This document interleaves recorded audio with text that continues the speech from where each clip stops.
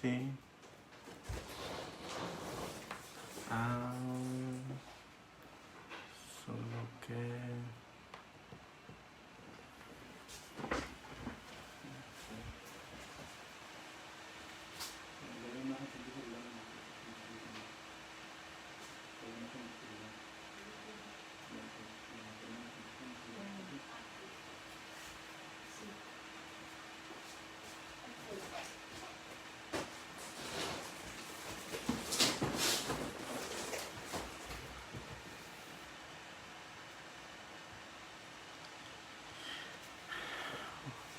Hola, buenas tardes.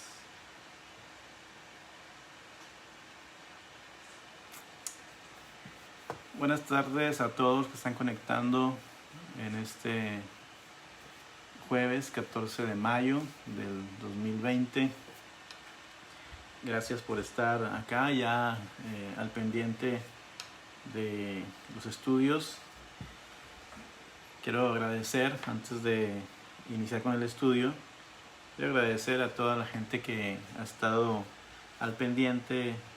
Me anima mucho saber que hay mucha gente al pendiente, gente que ve en vivo y gente que después lo ve en repetición, este estudio del Evangelio de Juan, y los miércoles que transmito desde mi muro personal las respuestas a preguntas bíblicas. Me anima mucho a saber que haya gente que esté interesada en aprender más de la Biblia, en conocer más del Señor. Eso me da mucho gozo en lo particular. Entonces, continuamos con el Evangelio de Juan, capítulo 4. Ayer me hacía una pregunta Armando, que cuál era el mejor libro para leer cuando recién iniciabas a leer la Biblia, cuando no sabías mucho de Biblia y te estabas iniciando en el aprendizaje bíblico. Y yo le decía a Armando que para mí el libro que puedes leer y que es para principiantes, por decirlo así, es el Evangelio de Juan. Es un evangelio que muestra a Jesús como Dios, como Mesías y la vida eterna que nos regala. Entonces, pues es un gozo poder compartir el Evangelio de Juan con ustedes. Margarita, Caballero, Damián, Dios te bendiga, a ti y a toda tu familia. Ana Ciordia, Dios te bendiga, Anita, a ti y a los muchachos, a tu esposo. Señor les guarde y les bendiga. Bueno, vamos a comenzar. Perdónenme. Es Juan capítulo 4, versículo 43 al 52. Perdónenme, se me fue el avión, como dicen, al 54. Juan capítulo 4, versículo 43 hasta el 54. Ahorita modifico la publicación. Pero es Juan capítulo 4, versículo 43 hasta el 54. Ok, entonces abra su Biblia, el Evangelio de Juan, capítulo 4, y vamos a leer juntos, yo aquí, ustedes ahí en su casa. Almita, Dios te bendiga, Almita, gusto de saludarte. Lean en su casa conmigo, Evangelio de Juan, capítulo 4, versículos 43 hasta el 54. Léalo en voz alta conmigo, dice: 2 días después salió de allí y fue a Galilea, porque Jesús mismo dio testimonio de que el profeta no tiene honra en su propia tierra. Cuando vino a Galilea, los galileos le recibieron, habiendo visto todas las cosas que había hecho en Jerusalén en la fiesta, porque también ellos habían ido a la fiesta. Vino pues Jesús otra vez a Caná de Galilea, donde había convertido el agua en vino, y había en Capernaum un oficial del rey cuyo hijo estaba enfermo. Cuando oyó que Jesús había llegado de Judea a Galilea, vino a él y le rogó que descendiese y sanase a su hijo, que estaba a punto de morir. Entonces Jesús le dijo: si no viereis señales y prodigios, no creeréis. El oficial del rey le dijo: Señor, desciende antes que mi hijo muera. Jesús le dijo: ve, tu hijo vive. Y el hombre creyó la palabra que Jesús le dijo y se fue. Cuando ya él descendía, Sus siervos salieron a recibirle y le dieron las nuevas, diciendo: tu hijo vive. Entonces él les preguntó a qué hora había comenzado a estar mejor. Y le dijeron: ayer a las 7 le dejó la fiebre. El padre entonces entendió que aquella era la hora en que Jesús le había dicho: tu hijo vive, y creyó él con toda su casa. Esta segunda señal hizo Jesús cuando fue de Judea a Galilea.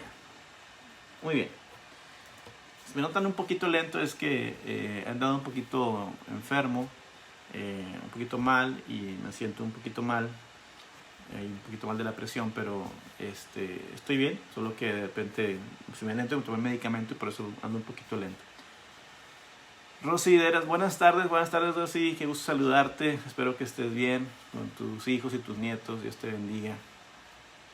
Bueno, Evangelio de Juan capítulo 4, versículos 43 hasta el 54. Esta parte ya terminó la entrevista con los samaritanos, el tiempo que estuvo con ellos, y ya ahora Jesús va hacia otro lugar, hacia donde se dirigía originalmente. El versículo 43 del capítulo 4 del Evangelio de Juan dice: 2 días después salió de allí y se fue a Galilea. ¿Dónde era allí?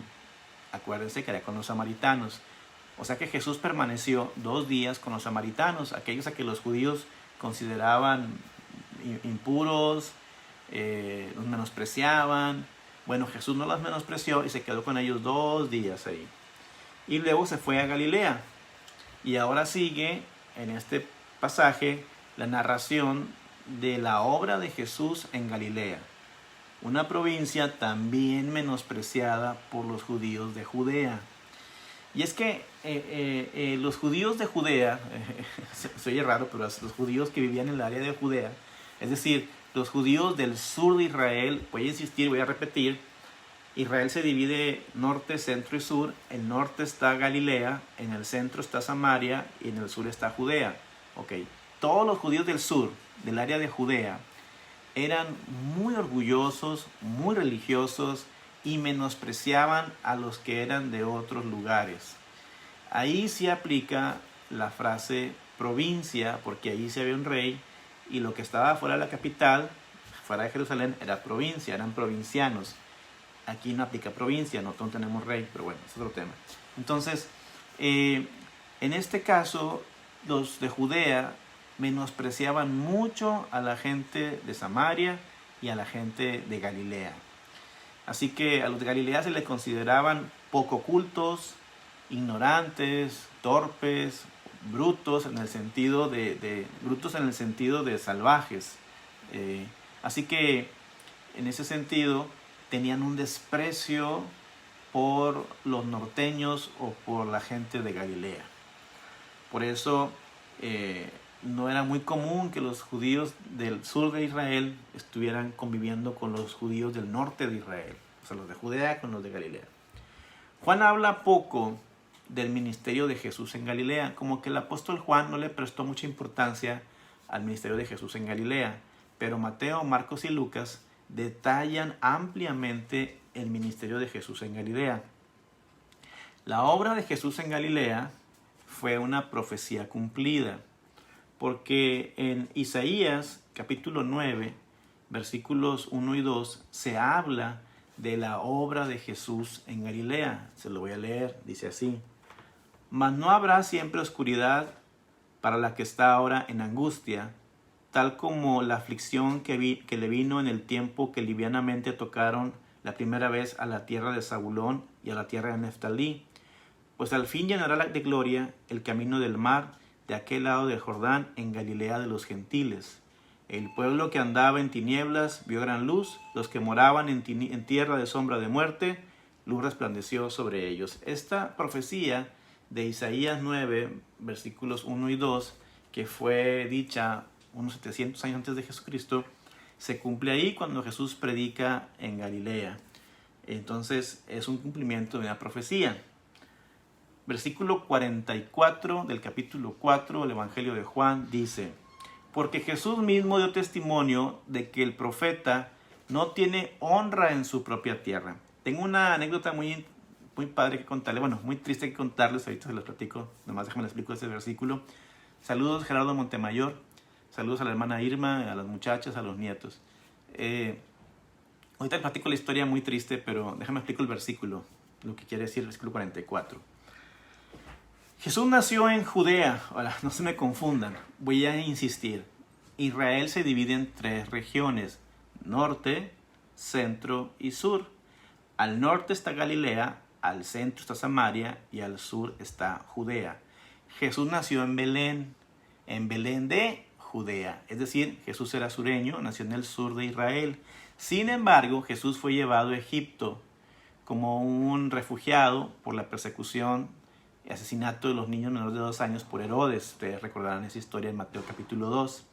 Pero cuando Jesús ya tuvo una edad más grande, fue a vivir no a Judea, en Belén donde nació, sino se fue a vivir a Nazaret, al norte, es decir, en Galilea. Así que, aunque nació en Galilea, fue criado, aunque nació en Judea, perdónenme, fue criado en Galilea, en el pueblo de Nazaret, porque de ahí era José su padre. Por eso, Galilea era su propia tierra. Jesús estuvo en Nazaret y ahí fue cuando dijo que el profeta no tiene honra en su propia tierra. ¿Por qué? Porque ni siquiera los hermanos de Jesús creían en Jesús. Viste qué interesante. Los demás hijos de María y de José no creían que Jesús fuera el Cristo. Saludos Armando, Dios te bendiga. Saludos a Alicia y a las niñas, a los niños. Así que Jesús, aunque fue criado en Nazaret, en Galilea, en el norte, su propia familia no creía en él, mucho menos la gente que estaba alrededor de él. Por lo tanto, puesto que Jesús no tenía honra en su propia tierra, tenía que buscarla en otro lugar. Esto es precisamente lo que hacía en Judea. Fue a Judea y allá hizo un montón de milagros y el resultado fue que cuando los galileos del norte vieron los milagros y señales que hizo en el sur, en Judea, entonces cambiaron su actitud para con Jesús y creyeron en él.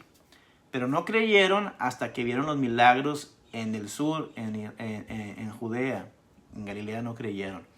Ahora, tengo una anécdota muy triste que contarles, porque cuando hace unos años, no sé, unos 25 años, yo fui a una campaña. Antes se utilizaban mucho las campañas evangelísticas donde se hacían cruzadas de milagros y eran más gente cristiana que no cristiana.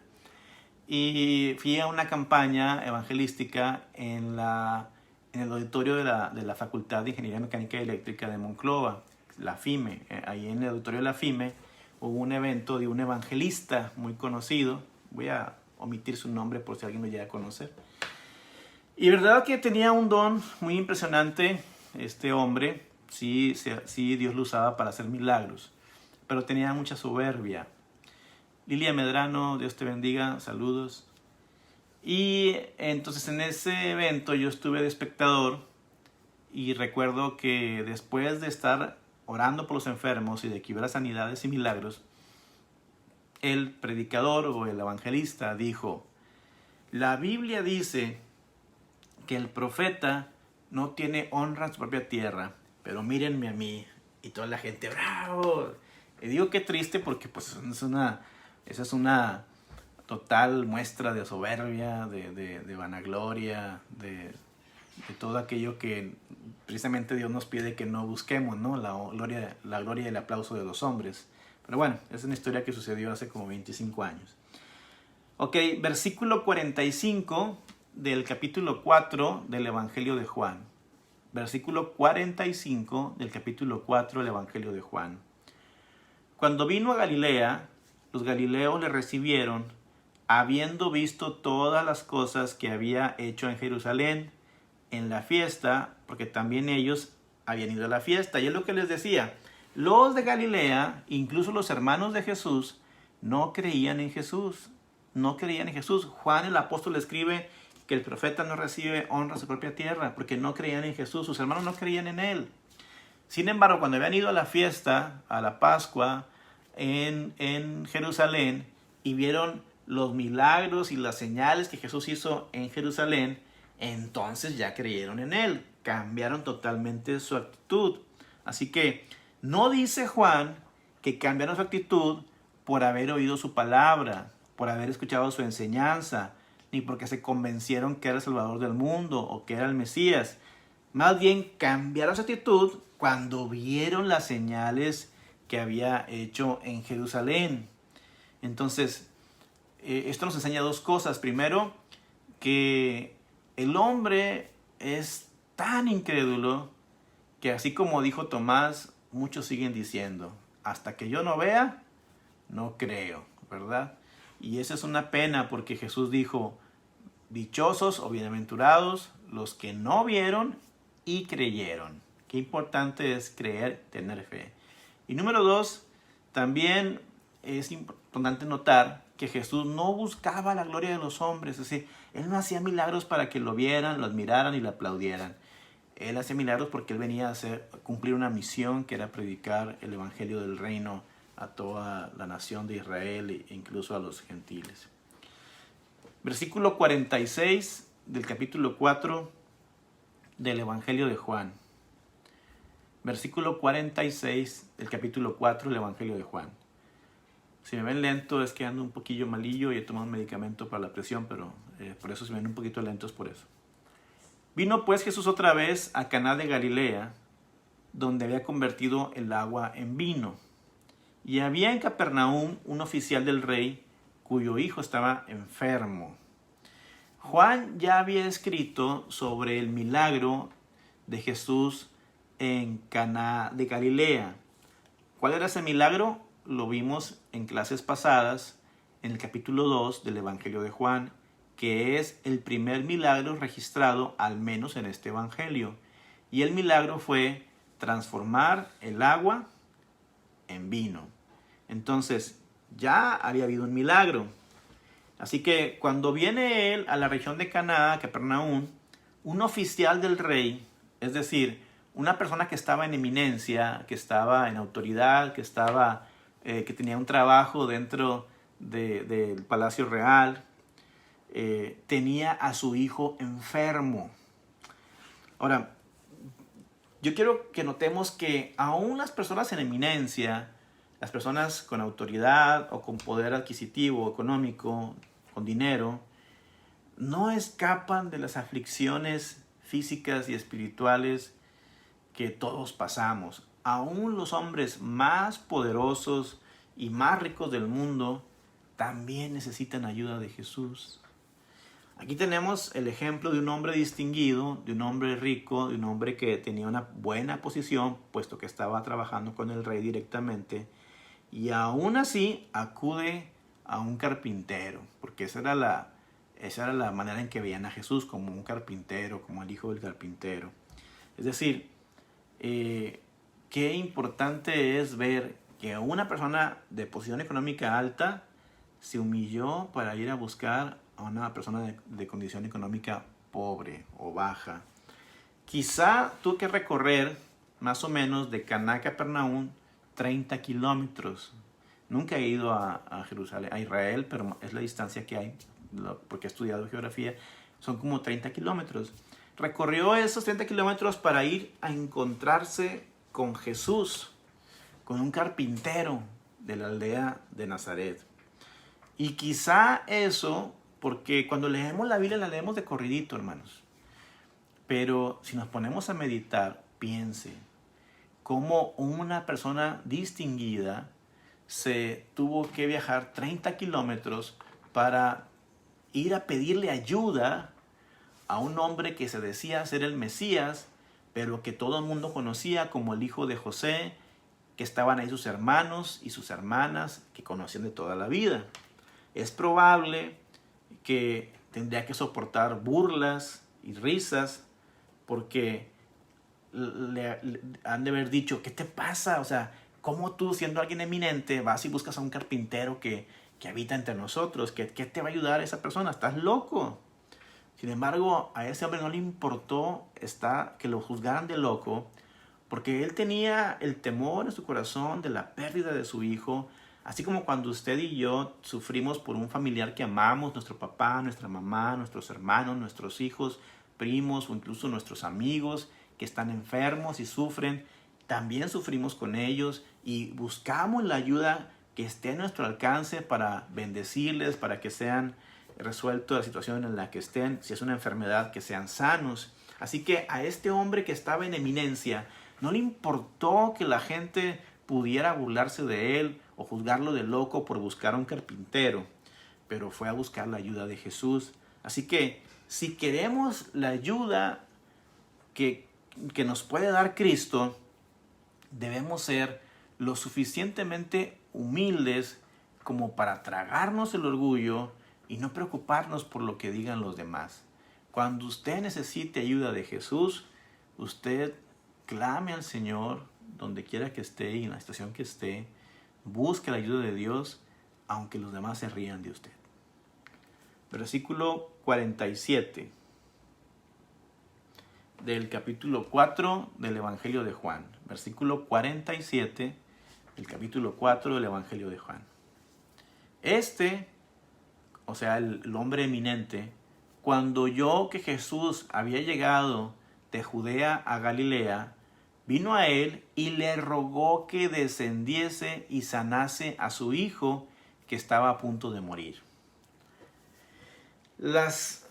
Caná de Galilea estaban en montañas, por eso dice que le rogó que descendiese con él, porque Caná estaba en unas montañas, bueno, no montañas, pero en unos montes más elevados. Entonces dice, desciende conmigo porque estaba en altito. Es como decir el área de Cumbres de Monterrey y ven conmigo acá al área de Mitras, que está más abajo, ¿no? Las aflicciones nos mueven a buscar la ayuda divina.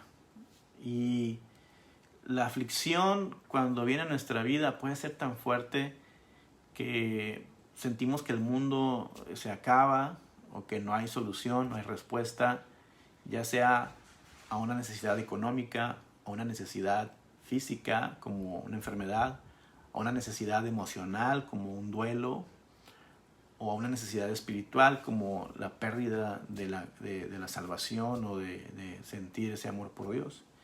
Cuando hay aflicciones tan fuertes, tenemos que movernos a buscar a Jesús.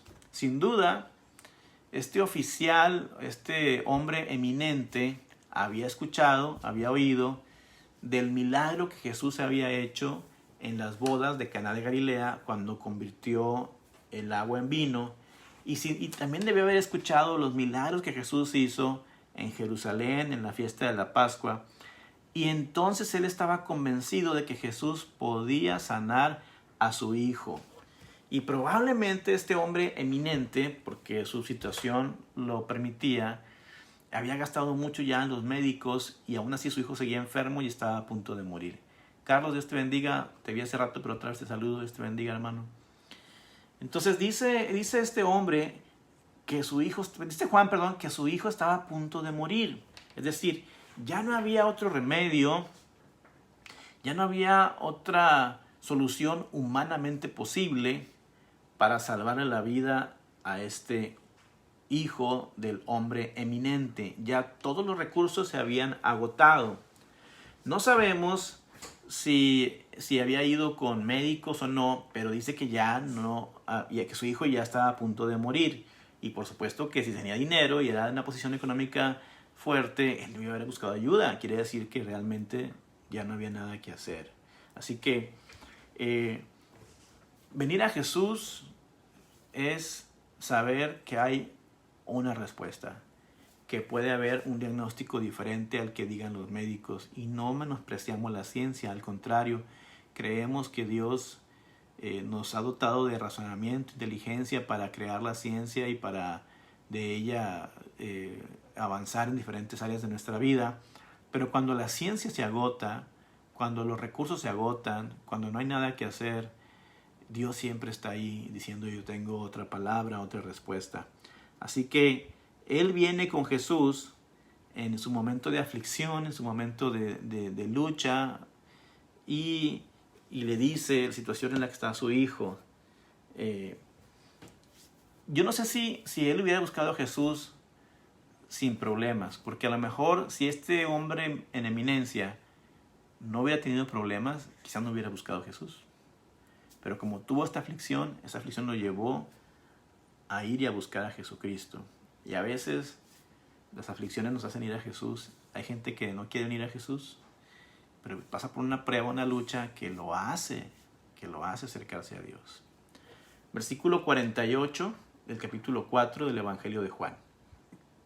48, el capítulo 4 dice: Entonces Jesús le dijo: Si no viereis señales y prodigios, no creeréis.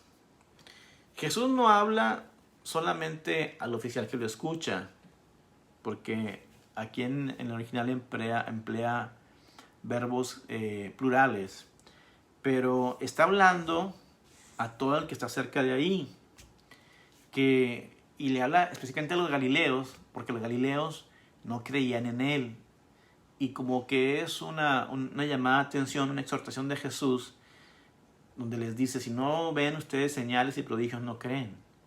Y eso es lo que tiene que preocuparnos, porque a veces le ponemos pruebas a Dios y mira, si tú haces esto, yo hago esto otro, si es tu voluntad que suceda así, va a ser así. Entonces tenemos que vivir en fe y creer en fe a Jesucristo y su palabra, creer que lo que dijo será hecho, no dudar de ello, declarar las cosas que no son como si fueran, como Abraham, ¿verdad? Que tuvo que dejar su tierra y su parentela.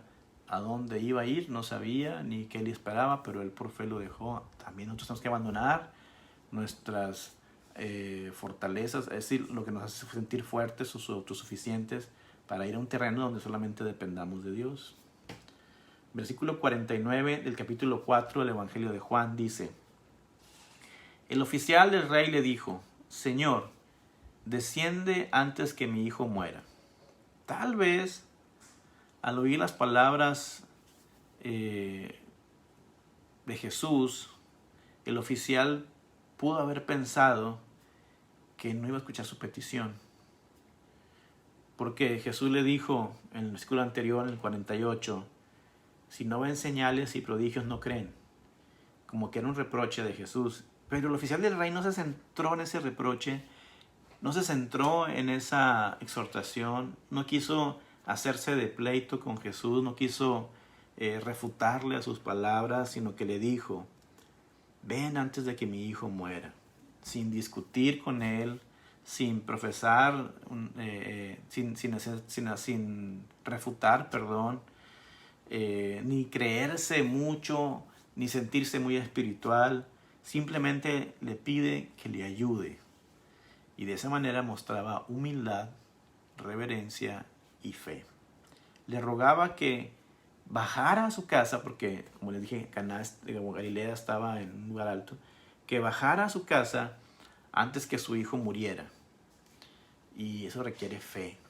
Pensar que depende de todo de Jesús y dejarle a Jesús nuestra vida en sus manos requiere fe. Y eso fue lo que este principal hizo. Versículo 50 del capítulo 4 del Evangelio de Juan. Jesús le dijo: ve, tu hijo vive. Y el hombre creyó la palabra que Jesús le dijo y se fue. Porque fíjese lo que le dijo Jesús: ve, porque tu hijo vive. Fue una curación rapidísima, ¿no? Es decir, de Caná hasta Capernaúm, Jesús dijo la palabra y fue hecho. A ese joven que se estaba muriendo, con solo decirle Jesús ve, ya había sido sanado. En el instante, ese muchacho sanó. La expresión tu hijo vive significa: no te preocupes, no va a morir, tú ve. Ahora, para eso se requería fe del oficial, porque solamente con que él dijera ve ya era suficiente. Imagínense ustedes que van y Jesús les dice: no, mira, a ver, vienes desde muy lejos, pero tú vete, tu hijo ya sanó. Yo le diría: no, ven conmigo para comprobar que sanó. Pero este hombre tenía que tener fe en la palabra. Así que él tenía que creer en lo que acababa de escuchar. Y en su gran angustia, este hombre quizá tuvo pensamientos de duda, pero él tuvo fe. Así que, aunque le rogó que descendiese y que fuera y sanara a su hijo, porque pensaba que era mejor que estuviera en persona Jesús, Jesús lo lleva a un nivel más grande. Dice, no solamente creas que yo puedo, cree que aun cuando yo digo la palabra es suficiente. Así que no descendió con él, solamente le dijo, ve y tu hijo vive. Así que este padre tan afligido, tan angustiado, en ese momento, no podía ver a su hijo todavía sanado. No había celulares, no había teléfonos, no había una forma de comunicación.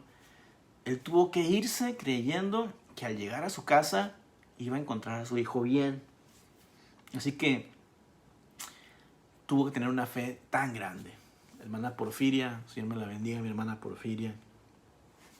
Así que este hombre regresó a su casa con la idea de que la bendición la había recibido y que era mayor de lo que él estaba pidiendo. Porque no solo confió en la palabra de Jesús, sino se fue tranquilo sabiendo que ya había sucedido el milagro. Y eso trae recompensa. La fe tiene su recompensa. Cuando llegó, la verdadera fe actúa. No se detuvo a decir, no, Jesús, no quiero irme sin ti, ven conmigo para que tú veas a mi hijo y lo sanes y le pongas las manos encima y tú hables con él y ores con él y él va a ser sanado. No, él no se detuvo a discutir con Jesús, obedeció. Estaba preocupado por su hijo, sí, pero aún así obedeció porque la palabra de Jesús es suficiente. Así que él dejó de pedir y se fue. Versículo 51 del capítulo 4 del Evangelio de Juan. Cuando ya él descendía, sus siervos salieron a recibirle y le dieron nuevas diciendo, tu hijo vive. Jesús había dicho esas palabras, tu hijo vive. Y ahora sus siervos dicen las mismas palabras como para confirmar lo que Jesús ya había dicho. Lo significativo de este milagro era que la presencia física de Jesús no fue necesaria para que sanara, sino que a la distancia, a lo lejos, lo sanó, porque para Jesús es tan fácil sanar a alguien a 1 metro como a 100,000 kilómetros. De esta manera Jesús mostró su autoridad, su omnipresencia, su omnipotencia, que es en todo el universo y que actúa aún por encima de la distancia. No importa que Jesús esté en el cielo con el Padre, si tú oras y el Señor escucha tu oración y tú le ruegas y te vuelcas en lloro y súplica, si Jesús da la palabra en el cielo, será hecha en la tierra y tienes que creerlo. Así que de esa manera Jesús mostró que Él tiene autoridad en todo lugar y en toda distancia. Versículo 52, el capítulo 4 del Evangelio de Juan. Entonces Él les preguntó a qué hora había comenzado a estar mejor. Y le dijeron, ayer a las 7 le dejó la fiebre. ¿Por qué hizo esta pregunta? ¿Por qué el hombre, si ya su hijo estaba sano, pues da gracias y ponte a brincar porque ya tu hijo está sano? Pero ¿por qué este hombre hizo esa pregunta? Sin duda, él quería confirmar que su hijo había sanado por el milagro efectuado a través de la palabra de Jesucristo. Es decir, él quería dar testimonio no solamente hacia sí mismo, sino a los demás, de que en el momento en que Jesús dijo la palabra, un día antes, ese momento, su hijo había sido sanado. Es decir, que quería demostrarle a sí mismo y a los demás que Jesús es suficiente para sanar en todo tiempo y en todo lugar. Porque su fe había crecido tanto, no tenía defecto, sino que era tan confiada que la respuesta que recibe a las 7, dijo, es cierto, esa yo le pedí a Jesús. Entonces, qué milagro tan grande, ¿no? Como en el momento que Jesús dijo, ve, tu hijo vive, se estaba obrando el milagro en la casa de este hombre principal, de este hombre eminente, y ya se estaba sanando su hijo, ¿verdad? Versículo 53 del capítulo 4 del Evangelio de Juan. Versículo 53 dice, el padre entonces entendió que aquella era la hora en que Jesús le había dicho, tu hijo vive, y creyó en él con toda su casa. Al principio el oficial creía que era necesaria la presencia de Jesús para sanar a su hijo. Y al último, solamente cree que con la palabra es suficiente. Así que Jesús fue honrado en la vida de este joven que fue sanado y en la vida de este hombre que creyó. Porque Jesús sanó cuerpos físicos para que creamos que también puede sanar el alma. Jesús sana el espíritu del hombre cuando le perdona. Sana su alma cuando él se arrepiente y sana su cuerpo cuando éste tiene una enfermedad. De esta manera, el alma es purificada durante el resto de nuestras vidas hasta que seamos transformados a la imagen y semejanza de Cristo. Y fíjese qué importante lo que dice aquí. Dice que este hombre entendió que había sido la hora en que Jesús le había dicho esas palabras y creyó con él toda su casa. Es decir, este hombre fue y les dijo, miren, Jesús sanó a mi hijo. Y justo a las 7 que yo le dije que él me dijo que él estaba sano, esa hora sanó aquí. Quiere decir que Jesús tiene autoridad a la distancia y en todo lugar para sanar enfermos. Y habló con tanta emoción. No dice eso el Evangelio, pero podemos entender que habló con tanta emoción y con tanto gozo y con tanta fe que toda la casa creyó. Toda la casa creyó en Jesús por ese milagro, ¿verdad? Entonces, por causa de la enfermedad grave del joven, este padre buscó a Jesús y el resultado no fue solamente que sanó al joven, sino que toda la familia llegó a ser creyente de Jesucristo. A veces vienen cosas malas a nuestra vida, cosas difíciles, y decimos, ¿por qué me sucede esto? ¿Por qué me sucede aquello? Pero al final nos damos cuenta que había un propósito para bien. Versículo 54 del capítulo 4 del Evangelio de Juan. Versículo 54 del capítulo 4 dice, esta segunda señal hizo Jesús cuando fue de Judea a Galilea. La primera señal que narra el Evangelio de Juan fue convertir el agua en vino. Y la segunda, el segundo milagro o señal que narra es la sanidad de este joven. Aunque ya había hecho milagros en Jerusalén. Lo puede leer usted ahí en el Evangelio de Mateo, Marcos y Lucas. Pero esta es la segunda señal hecha en Galilea. Entonces hay que tener en cuenta sus detalles porque de repente puede venir confusión a nuestra vida. Y la gente que es muy... que le busca, ¿verdad? Dice, no, es que aquí hay errores en la Biblia. No hay errores. Esta fue la segunda señal que hizo Jesús en Galilea, pero ya había hecho señales en Jerusalén. Entre las bodas de Caná de Galilea y entre la sanidad del hijo de este hombre prominente, en medio de ese tiempo hubo señales en Jerusalén, en Judea, ¿verdad? Entonces el Evangelio de Juan nos sigue presentando a Jesucristo, un Dios cercano, un Dios que ama al mundo, un Dios que no se limita a estar en un trono alto y sublime, sino que Él está presente. Por eso Juan capítulo 1, versículo 14 dice que se hizo hombre y habitó entre nosotros y vimos su gloria como el unigénito del Padre, lleno de gracia y de verdad. Es decir, Jesús no se quedó en un trono místico, así lleno de humo, de incienso y de oraciones litúrgicas muy elaboradas. No, él dice que habitó. En el original griego dice, puso su tienda, puso su casa junto con nuestra casa. Es decir, habitó en tu colonia, en tu barrio, en tu calle. Es decir, Jesús es un Dios cercano. Y eso es lo que aquí está diciendo, que Él está cercano a nosotros. No está tratando de impresionar a nadie. Porque Jesús no vive de la impresión. Él, claro, merece la honra, la gloria, la adoración, la alabanza. Pero Él es Dios. Le honres tú o no le honres, Él sigue siendo Dios. Pero qué bueno que nosotros le demos todo el honor y toda la gloria por su amor hacia nosotros, por su poder y por su verdad. Así que este milagro de la sanidad de este hombre principal es un milagro que nos llama a entender que ricos y pobres, sabios e ignorantes, fuertes y débiles, todos necesitamos de Jesús. Y que no importa si tenemos que doblegar nuestro orgullo, lo importante es estar a los pies de Cristo. Nos enseña que hay que tener fe, porque a veces vienen pruebas duras, pruebas muy duras a nuestra vida. y se requiere fe para poder pasarlas. No necesitamos que Jesús venga y se nos aparezca, porque Jesús dijo, bienaventurados los que no ven y creyeron. Así que este hombre no vio, pero creyó en la palabra y le fue hecha la sanidad en su Hijo. Bienaventurados ustedes, hermanos, si no tienen que estarle pidiendo a Dios señales, sino que ustedes creen en fe todo lo que Jesús ha dicho que va a hacer con sus vidas. Gracias por haber estado esta tarde en este estudio. Gracias por seguirnos en esta página del Facebook. Les pido que por favor compartan este video para que llegue a más personas y conozcan el Evangelio. Denle like a la página.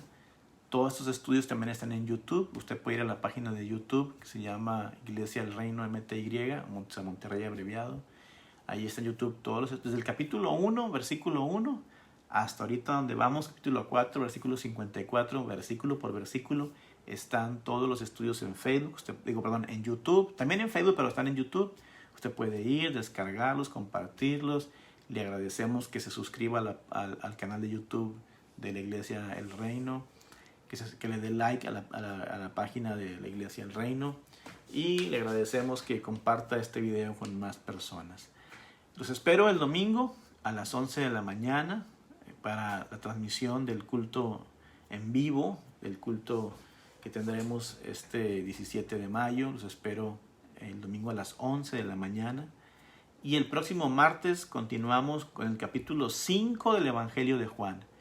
Martes a las 7:30 de la tarde iniciamos el capítulo 5 del Evangelio de Juan con una lectura muy interesante que nos habla acerca del lago o el estanque, de Betesda. Una lectura muy interesante acerca de este estanque de Betesda, las sanidades que se daban ahí supuestamente. Así que no se pierda el próximo martes a las 7:30 el estudio del lago o el paralítico del estanque de Betesda. Martes 7:30 de la tarde, domingo 11 de la mañana el culto. Comparte este video, denle like a la página y suscríbase al canal de YouTube.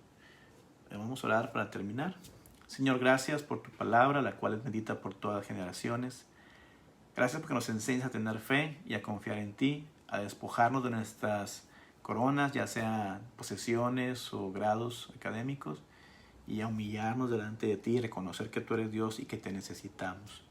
Bendito seas hoy y siempre por todas las generaciones. Bendice nuestras casas, nuestras vidas. Bendice nuestra alma y nuestro espíritu. En el nombre de Jesús. Amén. Dios bendiga, hermanos. Cuídense. Nos vemos el domingo. Hasta pronto. Bye.